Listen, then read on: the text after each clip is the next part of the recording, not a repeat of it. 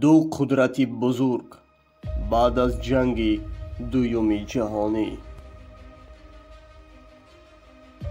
بعد از جنگ دوم جهانی معلوم گردید ابرقدرت‌ها کیها ماندند. معلوم است یکی اتحاد شوروی و دیگری ایالات متحده آمریکا پیروز در جنگ دوم جهانی. باز بین این دو پیروز و اتفاقچی هم نیزا برخاست. چگونه نیزا؟ جنگ سرد.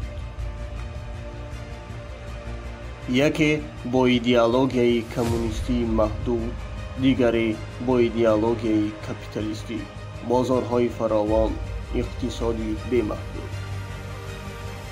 این دو ابرقدرت تا بر هم خوردن اتحاد شوروی در سال 1991 گرچند رسما میان هم نجنگیدند ولی دیگران را به جنگ کشیدند. به مثال دو کره. در شرق آسیا سخن اول را ژاپن میزد. ژاپن در جنگ دوم جهانی شکست خورد. سرزمین کره برای غرب خیلی مهم بود. امریکا به اینجا سر درآورد. به شمال نه، به جنوب کره.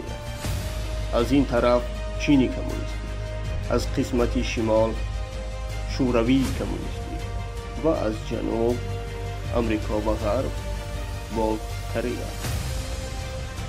پیش از جنگ دوم جهانی مرزی که میان دو کره از وجود نداشت. اینها یک بودند.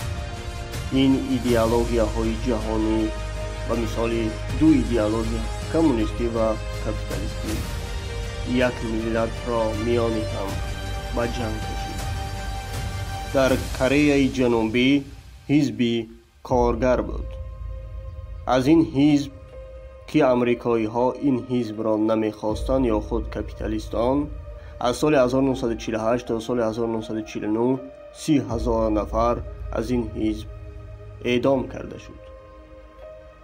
از این کشتارها چین، شوروی و کره شمالی با خبر می شوند. آنها وارد جنگ می شوند. امریکا هم از آن طرف می آید.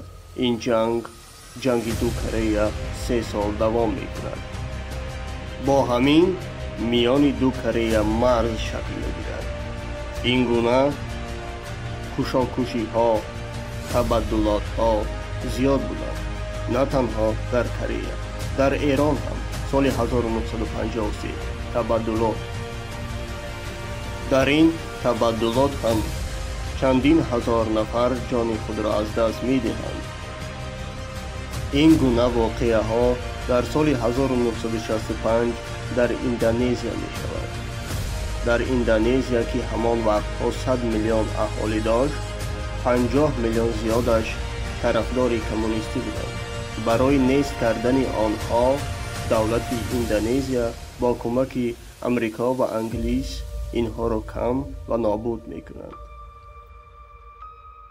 دولتمندان اندونزی می گفتند که کمونیستی را به اندونزیا چینی ها وارد کردند. از همین حساب هر چینی که در خیابان دیده می شد می پراندند. در عرض یک سال 1.5 میلیون اندونزی را برای کمونیستی و به خدا گفته به قتل می رسانند. از سال 1976 تا سال 1983 در آرژانتین 30,000 دانشجو برای گرویدن به کمونیستی به قتل رسانیده می شوند. یک کشور دیگر آمریکایی به مثال آرژانتین، گواتمالا، از سال 1954 تا سال 1990 200,000 نفر را برای کمونیست شدنشان یا آنها را کمونیست گفته به قتل می رسانند.